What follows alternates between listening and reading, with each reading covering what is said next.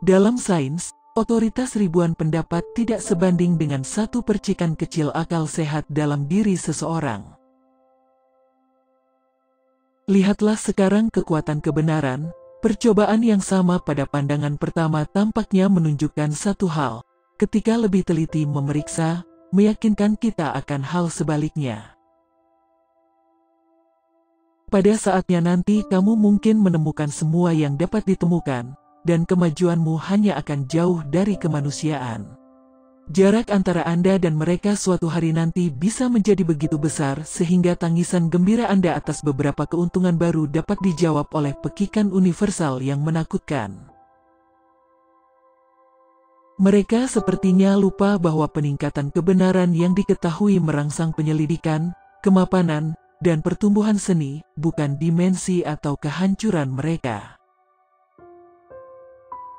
Filsafat ditulis dalam buku besar yang pernah ada di depan mata kita, maksud saya semesta, tetapi kita tidak dapat memahaminya jika kita tidak pertama-tama mempelajari bahasa dan memahami simbol-simbol yang di dalamnya tertulis.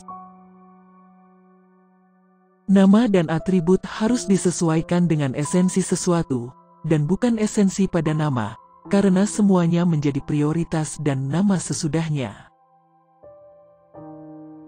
Matahari, dengan semua planet yang berputar di sekelilingnya dan bergantung padanya, masih dapat mematangkan seikat anggur seolah-olah tidak ada yang bisa dilakukan di alam semesta.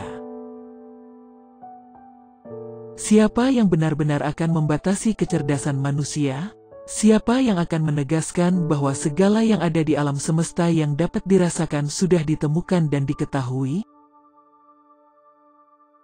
Sehubungan dengan hal-hal yang memerlukan pemikiran, semakin sedikit orang yang tahu dan mengerti tentang mereka, semakin positif mereka berusaha untuk berdebat tentang mereka. Pengalaman panjang telah mengajari saya tentang status umat manusia berkenaan dengan hal-hal yang memerlukan pemikiran. Semakin sedikit orang yang tahu dan mengerti tentang mereka, semakin positif mereka berusaha untuk memperdebatkan tentang mereka. Sementara di sisi lain untuk mengetahui dan memahami banyak hal-hal membuat orang berhati-hati dalam menghakimi sesuatu yang baru. Saya tidak merasa berkewajiban untuk percaya bahwa Tuhan yang sama yang telah memberkahi kita dengan akal dan intelek telah berarti kita untuk melupakan penggunaannya. Rasa takut akan ketakterhinggaan adalah bentuk rabun jauh yang menghancurkan kemungkinan melihat yang sebenarnya tak terbatas, meskipun itu dalam bentuknya yang tertinggi telah menciptakan dan menopang kita. Di masa depan, akan ada pintu gerbang dan jalan menuju ilmu pengetahuan besar dan bagus yang akan menembus pikiran saya lebih dalam daripada milik saya yang akan menembus ke lubang yang lebih dalam. Bagi saya, ketidakmampuan besar ada di pihak mereka yang menginginkannya bahwa Tuhan menjadikan alam semesta lebih proporsional dengan kapasitas kecil alasan mereka daripada kekuatannya yang tak terbatas, kekuatannya yang tak terbatas. Kamu tidak bisa mengajari seorang pria apapun, kamu hanya bisa membantunya menemukannya dalam dirinya sendiri.